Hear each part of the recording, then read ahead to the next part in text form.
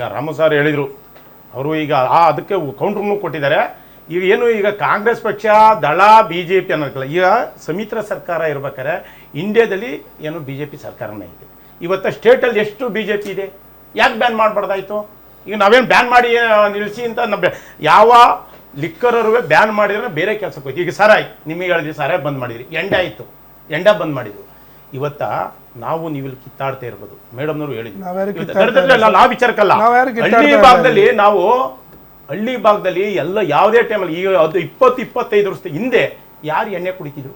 ಯಾರು ಎಣ್ಣೆ ಕುಡಿಯೋನು ಒಬ್ಬ ಎದ್ದಿದ್ರೆ ರಾತ್ರಿ ಕುಡಿದು ಕಣ್ಣಿ ಕಣ್ಣ ಹೊಂಟೋಗೋನು. ನಮ್ಮನೆ 300 ಗ್ರಾಮ 200 ಗ್ರಾಮ ಅಕ್ಕಪಕ್ಕ ಊರವೇ, ಒಬ್ಬ ಕುಡಿದ್ರೆ ಬೆಳಗ್ಗೆ ಏನೋ ಮಾತಾಡಿದ್ರೆ ಬೆಳಗ್ಗೆ ಎದ್ದೋಗೋನು. ಇವತ್ತು ಎಲ್ಲರೂ ಅವರೇ ಕುಡಿಯೋಕ್ಕಿರೋ ಹೊತ್ತಿಗೆ ತಾನೇ ಅಂಗಡಿ ಆಗೋದು.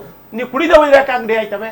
ಈಗ ನಾನು ಏನೋ ಒಂದು ಯಾವ್ದಾರು ತಿನ್ಬೇಕು, ಏನಾರು ಮಾಡ್ಕೋಬೇಕು, ಅಂಗಡಿಗಳಾಯ್ತವೆ. ಇಲ್ಲ ಆ ವಿಚಾರನೆ ಬರೋಲ್ಲ. ಮುಂಚೆ ಹೆಂಡದ ಕಾನ್ಸೆಪ್ಟ್ ಇತ್ತು, ಅದಾದ್ಮೇಲೆ ಸಾರಾಯಿ ಅಂತ ಬಂತು, ಅವೆರಡು ಬ್ಯಾನ್ ಮಾಡ್ತಾ ಇದ್ದಂತೆ ಕುಡುಕರು ಇನ್ನೊಂದು ಮಾರ್ಗವನ್ನು ನಾವು ಕಂಡಿಡ್ಕೊಂಡ್ರು. ಅದು ಈಗೇನ್ ಬಾರ್ ಅಂತ ನೋಡ್ತಾ ಇದೀವಲ್ಲ, ಅದು ಇನ್ ಕೇಸ್ ಇದನ್ನು ಬಂದ್ ಮಾಡಿದ್ರೆ ನಶೆಗೆ ಇನ್ನೊಂದು ಹಾದಿಯನ್ನ ಹುಡುಕೊಳ್ತಾರೆ.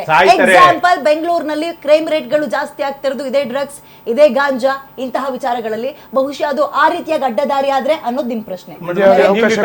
ಈಗ ಆಲ್ರೆಡಿ ಆಂಧ್ರ ಮತ್ತೆ ಬೇರೆ ಬ್ಯಾನ್ ಆಗಿತ್ತು. ಎಷ್ಟು ಜನ ಸತ್ರು ನಿಮಗೆ ಗೊತ್ತಿದೆ ಮೇಡಮ್? ಎಷ್ಟು ಜನ ಏನೇನು ಕುಡಿದು ಸತ್ರು ಅಂತ ಗೊತ್ತು? ಕಳ್ಳು ಬಟ್ಟಿ ಕುಡಿದು ಸತ್ತಿದ್ದಾರೆ.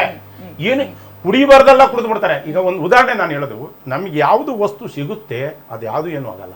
ಯಾವ ವಸ್ತು ನಮ್ಗೆ ಸಿಗಲ್ಲ ಅಂದಾಗ ಜಾಸ್ತಿ ಕುಡಿಯೋಕೆ ಸ್ಟಾರ್ಟ್ ಆಗಿದೆ ಅಷ್ಟೇ. ಮುಂದುವರಿಸಿ ಸರ್. ನೋಡಿ, ಇವತ್ತು ನೀವು ಕರೆದಿರ್ತಕ್ಕಂಥದ್ದು ಎಣ್ಣೆ ಬ್ಯಾನ್ ಆಗುತ್ತಾ ಅಂತಕ್ಕಂಥ ವಿಚಾರವನ್ನ ಆಗ್ಲೇ ಕೇಳಿದ್ರಿ, ಕೇಂದ್ರ ಸರ್ಕಾರದವರು ಯಾಕೆ ಮಾಡಲಿಲ್ಲ ಅಂತ ಹೇಳಿ. ಸರಿ, ಸುಮಾರು ಸ್ವತಂತ್ರ ಬಂದ ನಂತರ ಈ ದೇಶವನ್ನು ಸುದೀರ್ಘವಾಗಿ ಆಳ್ಕೊಂಡು ಬಂದಿರತಕ್ಕಂಥ ಮಹಾನುಭಾವರು ಯಾರು ಅಂತಕ್ಕಂಥದ್ದು ಗೊತ್ತು. ಯಾವತ್ತು ಕಲ್ಸ್ಕೊಟ್ರು? ಮನೆ ಬಾರ್ ಮಾಲೀಕರು ಹೇಳ್ತಾ ಇದ್ರು ಇವತ್ತಿಂದಲ್ಲ ಅದು ಅಂತೇಳಿ. ಯಾವತ್ತಿಂದ? ನಾವು ಸ್ವತಂತ್ರ ಬಂದಾಗ್ಲಿಂದನೂ ಮಾಡಿಸ್ಕೊಂಡು ಬಂದರು. ಇವತ್ತು ಯಾಕೆ ಅಂತಂದರೆ, ನಾನು ಹೇಳ್ತಾ ಇರ್ತಕ್ಕಂಥದ್ದು ಸನ್ಮಾನ್ಯ ಕುಮಾರಸ್ವಾಮಿ ಅವರು ಅವತ್ತು ಯಾಕೆ ಸಾರಾಯಿ ನಿಷೇಧ ಮಾಡಿದ್ರು? ಸಾರಾಯಿ ನಿಷೇಧ ಮಾಡೋದಕ್ಕೆ ಮೂಲ ಕಾರಣ ಇದ್ದಿದ್ದು ಜನಗಳು ಅತಿಯಾಗಿ ಅದನ್ನು ಕುಡಿದು ಸಾಯ್ತಾ ಇದ್ರು, ಬೇರೆ ಬೇರೆ ದಾರಿಗಳು ಹಿಡಿತಾ ಇದ್ರು. ಇದರಿಂದ ಇದೇ ರೀತಿ ಹೆಣ್ಮಕ್ಳು ಬಂದು ಅವತ್ತು ವೇದಿಕೆಗಳ ಮೇಲೆ ಕೂತ್ಕೊಂಡು ಇದರ ವಿರುದ್ಧವಾಗಿ ಹೋರಾಟ ಮಾಡಿದಂಥ ಸಂದರ್ಭದಲ್ಲಿ ಬ್ಯಾನ್ ಮಾಡಿದ್ದು. ಇವತ್ತು ಯಾಕೆ ಕರ್ನಾಟಕದಲ್ಲಿ ವಿಷಯ ಬರ್ತಾ ಇದೆ ಅಂತಂದರೆ, ನಿಯಮಾವಳಿಗಳನ್ನು ಮೀರಿ ಇವತ್ತು ಕರ್ನಾಟಕ ರಾಜ್ಯದಲ್ಲಿ ಸಣ್ಣ ಮಕ್ಕಳಿಂದ ದೊಡ್ಡವ್ರ ತನಕ ಕುಡಿತಕ್ಕಂಥ ಒಂದು ಪರಿಸ್ಥಿತಿ ಆಗೋಗಿದೆ. ಕಾರಣ ರಾಜ್ಯ ಸರ್ಕಾರ ನಂಬರ್ 1. ನಂಬರ್ 2 ನೋಡಿ, ಈ ರಾಜ್ಯದಲ್ಲಿ ಅವರಾಗಲೇ ಕೇಳ್ತಾ ಇದ್ರು, ಹರಿಯಾಣ, ಮಹಾರಾಷ್ಟ್ರ, ರಾಜಸ್ಥಾನಲ್ಲಿ ಗ್ರಾಮ ಸಭೆಗಳಿಗೆ ನೀವು ಮಾಲೀಕರು ಒಪ್ಕೋಬೇಕಾಗುತ್ತೆ. ಗ್ರಾಮ ಸಭೆಗಳಿಗೆ ಅಧಿಕಾರ ಕೊಟ್ಟಿರ್ತಕ್ಕಂಥದ್ದು ಒಂದು ಗ್ರಾಮದಲ್ಲಿ ಒಂದು ಅಂಗಡಿನ ಓಪನ್ ಮಾಡಬೇಕಾ ಬೇಡವಾ ಅಂತೇಳಿ 20% ಮಹಿಳೆಯರಲ್ಲಿ ಓಕೆ ಮಾಡಿದ್ರೆ ಮಾತ್ರ ಕೊಡಬೇಕು. ಯಾವ ಕಾನೂನನ್ನು ತಗೊಂಡು ನೀವು ಇವತ್ತು ಲೈಸೆನ್ಸ್ಗಳು ಕೊಟ್ಟಿದ್ದೀರಾ ಹಳ್ಳಿಗಳಲ್ಲಿ? ಅದಕ್ಕೆ ಹೇಳಬೇಕಲ್ವ? ಹಾಗಾದ್ರೆ ಎಷ್ಟು ಜನ ಮಹಿಳೆಯರ ಹತ್ರ ನೀವು ಪರ್ಮಿಷನ್ ತಗೊಂಡಿದ್ದೀರಾ? ಯಾವ ಗ್ರಾಮ ಸಭೆಗಳು ನಡೆಸಿದ್ದೀರಾ ಅಂತಕ್ಕಂಥದ್ದು ಮೊದಲನೇದು. ಮೇಡಮ್, ಕರ್ನಾಟಕದಲ್ಲಿ ಇದನ್ನು ಬ್ಯಾನ್ ಮಾಡಬೇಕಾ ಬೇಡವಾ ಅಂತಕ್ಕಂಥದಕ್ಕೆ ಸರಿಸುಮಾರು 10 ವರ್ಷಗಳಿಂದ ಹೆಣ್ಮಕ್ಳು ನೀವು ಹೋರಾಟ ಮಾಡ್ತಾ ಇದ್ದೀರಮ್ಮ. 10 ವರ್ಷಗಳಾದ್ರೂ ನಿಮ್ಗೆ ಇವತ್ತಿನವರೆಗೂ ಎಚ್ಚರಿಕೆ ಆಗಿಲ್ವ? ಹಾಗಾದ್ರೆ ನಂಬರ್ 1. ನಂಬರ್ 2, ನಂಬರ್ 3,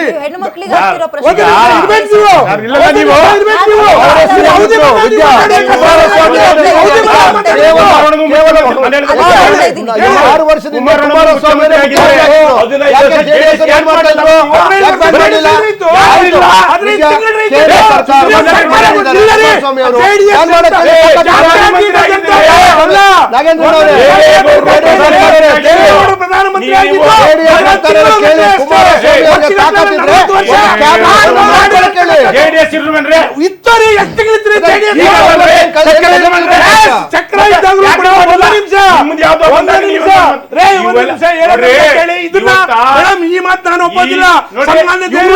ಪ್ರಧಾನಿ ಆಗಿರಲಿಲ್ಲ, ದೇವೇಗೌಡರು ಪ್ರಧಾನಿ ಆದಾಗ ದಾಖಲೆಗಳಾಗಿರ್ತಕ್ಕಂಥ ಇದೇ ಮುಖ್ಯಮಂತ್ರಿ ಆಗಿದ್ದಾರೆ. ಒಂದು ನಿಮಿಷ ಸುಮ್ಮನೆ ನೀವು.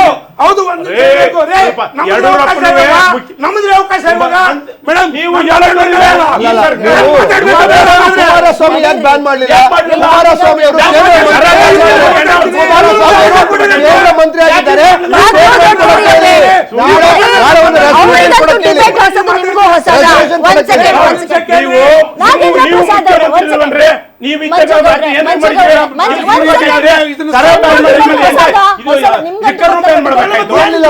ಯಾಕೆ ಸಾರಾಯಿ ಮಾತ್ರ ಬ್ಯಾನ್ ಮಾಡಿ ಕೇಳಿ? ಆಡಿಯೋನ ಯಾಕ್ ಮಾಡ್ಲಿಲ್ಲ ನೀವು? ಜನ ಅರ್ಥ ಆಗ್ಬೇಕು. ಬರೀ ಸಾರಾಯಿ ಮಾತ್ರ ಯಾಕ್ ಬ್ಯಾನ್ ಮಾಡಿದ್ರಿ? ಮಾತಾಡ್ರಿ ಅಲ್ಲಿ. ಬರೀ ಸಾರಾಯಿ ಯಾಕೆ ಬ್ಯಾನ್ ಮಾಡಿದ್ರಿ? ಮದ್ಯವನ್ನು ಯಾಕೆ ಬ್ಯಾನ್ ಮಾಡಲಿಲ್ಲ ನೀವು?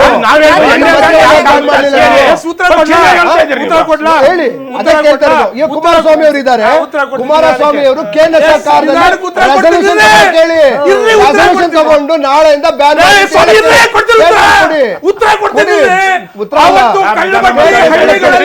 ಹಳ್ಳಿಗಳಲ್ಲಿ ಕಲ್ಲು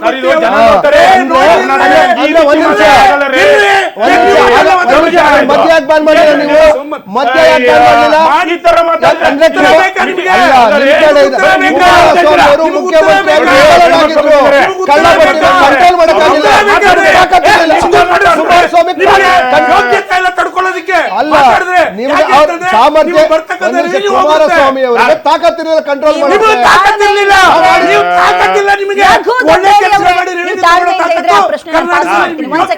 ಅವರು ದಾರಿ ತಪ್ಪಿಸ್ಕೊಳ್ಳಿಕ್ ದಾರಿ ಹುಡುಕೊಡ್ತಿರ್ತಾರೆ, ನೀವು ದಾರಿ ಮಾಡ್ಕೊಡ್ಬೇಡಿ. ನೋಡಿ ಸರ್, ಸಾರಾಯಿಯನ್ನ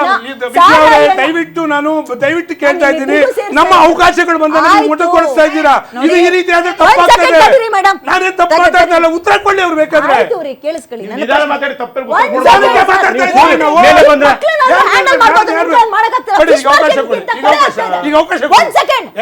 ನನ್ಗೆ ಪ್ರಶ್ನೆಗೆ ಉತ್ತರ ಕೊಡಿ ಸರ್. ಕುಮಾರಸ್ವಾಮಿ ಅವರು ಸಾರಾಯನ್ನ ಬ್ಯಾನ್ ಮಾಡಿದ್ರು, ಒಪ್ಕೊಳ್ಳೋಣ. ಅದಾದ ನಂತರ ಎಷ್ಟು ಸಲ ಅಧಿಕಾರಕ್ಕೆ ಕುಮಾರಸ್ವಾಮಿ ಅವರು ಬಂದ್ರು? ಒಂದ್ ಸೆಕೆಂಡ್ ಕೇಳಿಸ್ಕೊಳ್ಳಿ, ಪ್ರಶ್ನೆ ಕಂಪ್ಲೀಟ್. ಒಂದ್ ಸೆಕೆಂಡ್. ಈಗ ಕೇಂದ್ರದಲ್ಲಿ ಮಂತ್ರಿ ಆಗಿದ್ದಾರೆ, ಹೌದು. ಕರ್ನಾಟಕದಲ್ಲಿ ಆಗ್ಬೇಕು, ಆಂಧ್ರದಲ್ಲಿ ಆಗ್ಬೇಕು, ಗುಜರಾತ್ ನಲ್ಲಿ ಆಗ್ಬೇಕು, ತೆಲಂಗಾಣದಲ್ಲಿ ಆಗ್ಬೇಕು, ಕಾನ್ಸೆಪ್ಟೇ ಬೇಡ. ಕೇಂದ್ರದಲ್ಲಿ ಸೆಂಟ್ರಲ್ ನಲ್ಲಿ ಇಟ್ಕೊಂಡು ರಾಷ್ಟ್ರೀಕರಣ ಮಾಡ್ಬಿಟ್ರೆ ಕಂಪ್ಲೀಟ್ ಆಗಿ ಎಲ್ಲಾ ಕಡೆ ಬಾರ್ ಬಂದ್. ಯಾಕೆ ಮಾಡಕ್ಕಾಗಲ್ಲ? ರೈತರ ಬಗ್ಗೆ, ಬಡ ಜನರ ಬಗ್ಗೆ, ಹೆಣ್ಣು ಮಕ್ಕಳ ಬಗ್ಗೆ ಬಹಳ ಆಸಕ್ತಿ ಇರುವ, ಕರುಣೆ ಇರುವ ಕುಮಾರಸ್ವಾಮಿ ಅವರು ಯಾಕೆ ಕೆಲಸವನ್ನ ಮಾಡಬಾರ್ದು? ಉತ್ತಮ ಅಂತ ಪ್ರಶ್ನೆ ಕೇಳಿದ್ದೀರಾ. 3 ದಿವಸದಿಂದ ಸನ್ಮಾನ್ಯ ಕುಮಾರಸ್ವಾಮಿ ಅವ್ರ ಸ್ಟೇಟ್ಮೆಂಟ್ ತಾವು ನೋಡಿದ್ದೀರೋ ಕೇಳಿದ್ದೀರೋ ಇಲ್ವೋ ನನಗೆ ಗೊತ್ತಿಲ್ಲ. ರಾಷ್ಟ್ರೀಯ ಮಾಧ್ಯಮಗಳ ಮುಂದೆನೆ ನಿಂತ್ಕೊಂಡು ಹೇಳಿದ್ದಾರೆ, ಈ ದೇಶದಲ್ಲಿ ಮದ್ಯಪಾನವನ್ನ ನಿಷೇಧ ಮಾಡಬೇಕು ಅಂತಕ್ಕಂಥದ್ದು. ಯಾಕೆ ಅಂತಂದ್ರೆ ಯುವಕರಾಗಿರ್ಬೋದು, ಈ ರಾಜ್ಯದಲ್ಲಿ ಇರ್ತಕ್ಕಂಥ ಬಡವರು ಆಗಿರ್ಬೋದು, ಅವರೆಲ್ಲ ಕೂಡ ತಪ್ಪು ದಾರಿ ಹಿಡಿತಾ ಇದ್ದಾರೆ. ದಯವಿಟ್ಟು ಇದನ್ನ ನಾವು ಯಾವುದೇ ಕಾರಣಕ್ಕೂ ನಾವು ಇದನ್ನ ಮದ್ಯಪಾನವನ್ನ ನಿಷೇಧ ಮಾಡಲೇಬೇಕು ಅಂತಕ್ಕಂಥದ್ದು ಒಂದು.